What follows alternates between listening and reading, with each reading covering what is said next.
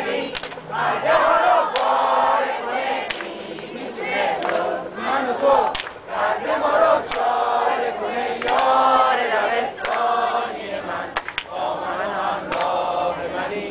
چوب الف بر سر ما بغض من و